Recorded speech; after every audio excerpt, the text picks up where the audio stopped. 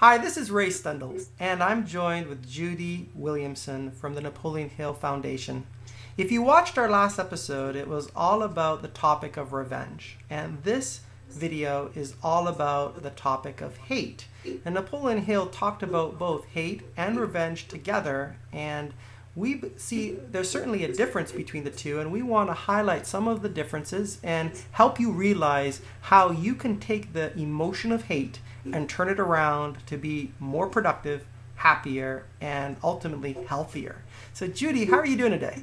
I'm doing fine. It's nice to see you again, Ray, and I'm very happy to continue this series of talks that we're doing. It gives me an insight into how you think, and also I hope we can share some of our ideas with our listeners and people that watch these videos.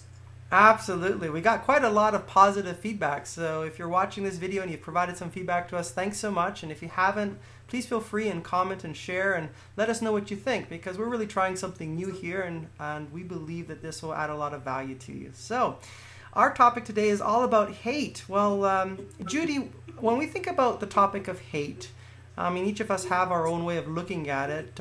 Share with me what you consider hate and what it really is, and I'll share some of my ideas as well.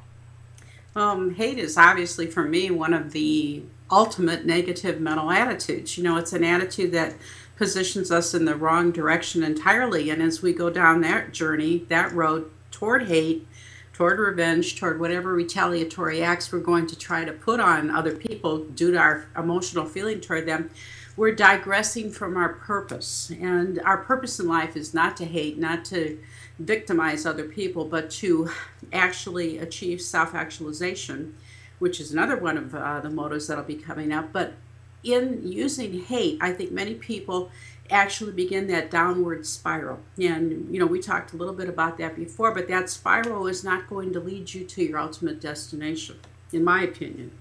Oh, I agree with you absolutely. Hate is the ultimate negative mental attitude, and I think that it comes from a place of inflicting pain and suffering on others. And as we really think about hate and how it manifests itself, it starts with a negative mental attitude, but it quickly spirals into this very disastrous situation, because every action has a corresponding reaction. So if I take a negative action, I'm going to get a negative reaction or a negative effect based on the law of cause and effect.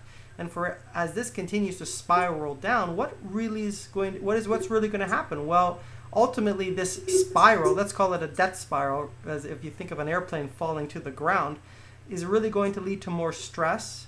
This more stress is going to lead to inflammation at a physical level within your body, which leads to disease, which, if you look at the word and the linguistics of the word disease, it's dis-ease. You're not at ease with yourself.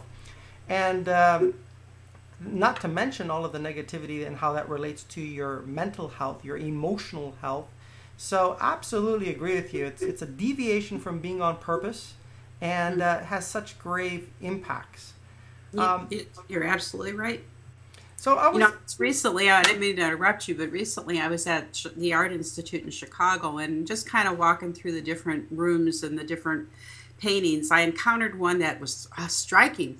And it was a painting, an oil painting of the picture of Dorian Gray. And Dorian Gray was a character in one of Oscar Wilde's novels. I don't know if you've ever read that story. But he traded his soul. He gave his soul to the devil in order to keep himself young in appearance, and interiorly all the hateful emotions went inside of him. And this artist, I've forgotten the name, but I'm sure somebody knows it, painted the interior of Dorian Gray, the negativity, the ugliness. It was grotesque. And I just looked at him, oh, you know, if that's ugliness is inside of you, how could you have a beautiful persona on the outside? Mm-hmm. That's a question. If you haven't read that book, it's a short one. You need to read it. Oh, I'll have to check it out. And just to your point, I mean, often our outer world is really a reflection of our inner world. So Absolutely. If we are a mess on the inside, our relationships, our business, our way we interact with others, it's just all a mess on the outside.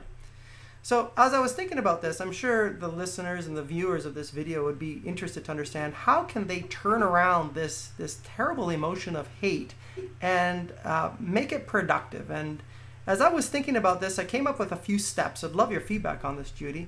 The first step really is embracing objective reality. Step number one is you have to understand what is it that you're dealing with and be very clear about what it is in objective terms, not using basically subjective terms where you position things against somebody else. Like, really, what is the situation at hand? Mm-hmm. And then the second thing is taking a step back and taking a look at what is your purpose? What is your definite chief aim, as Napoleon Hill talks about? Where are you really going? What is it that you're doing to get the fulfillment, the happiness, the joy, and to really be your authentic self as you move forward on your journey through life? So what is that purpose? Mm-hmm. And I think for most people, as they start to analyze what it is that they are objectively facing, and they take a look at what their purpose is, this delta is going to show them that the emotions that they feel and the hate inside of them is not conducive to leading that purpose-filled life. So as you logically deduce that it's not aligned with where you really want to go, it starts to make it, I think, the process a little bit easier to release this energy. And as you release this energy, you release the stress in your life, and you ultimately become more at ease, as we talked about earlier on in the video.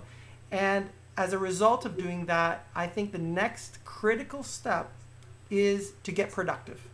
Get busy doing what it is that you're on purpose doing. And soon, I think that through the act of getting busy, being productive, the revenge and the hate and all these negative feelings will fade into the background, and you will remember again what it is that you really need to focus on. And I think that's one way of turning things around. Now, if someone doesn't have that definite purpose, Judy, then they certainly have a lot of homework to do, and that's a critical step. But I see it as these 5 steps. What do you think?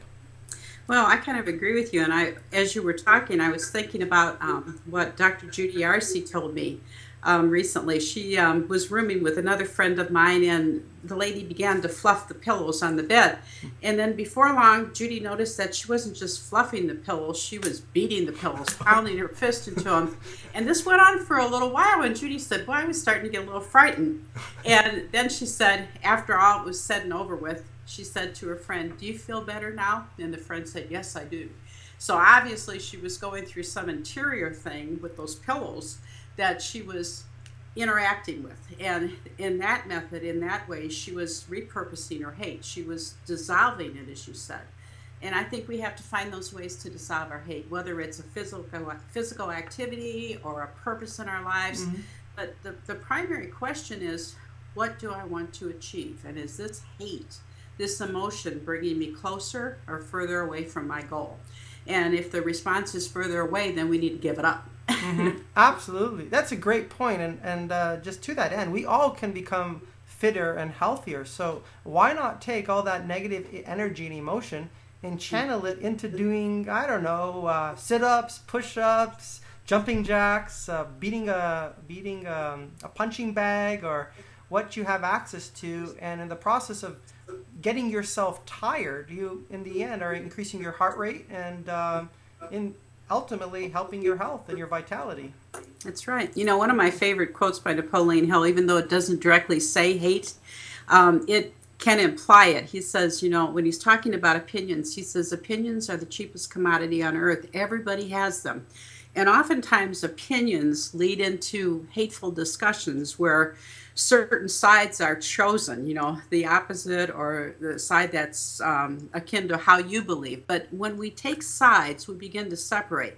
And when we separate, we're going to be taking stances. And stances can lead to political issues and dilemmas. And then ultimately we get to that, I don't believe what you say, I don't believe what you say, and it can generate into hatred.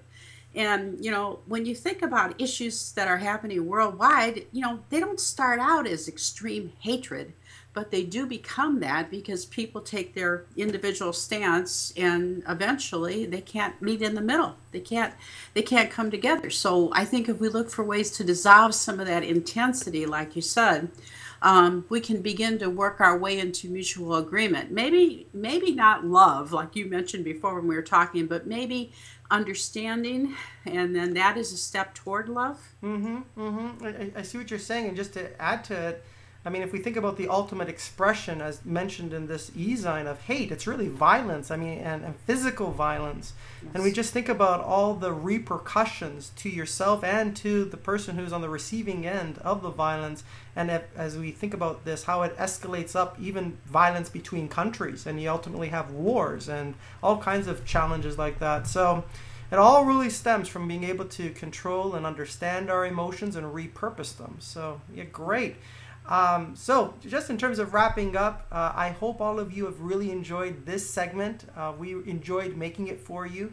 If you found this video useful, what I want you to do is click forward on your email and send it to a few people that you believe could really benefit from what this newsletter has to offer and what this new video series has to offer, and really helping you take control of your life to lead the best and most fulfilled life that you can. So this is Ray Stendall, joined with Judy Williamson, wishing you the best, and stay tuned for our next exciting episode. Thank you, Ray.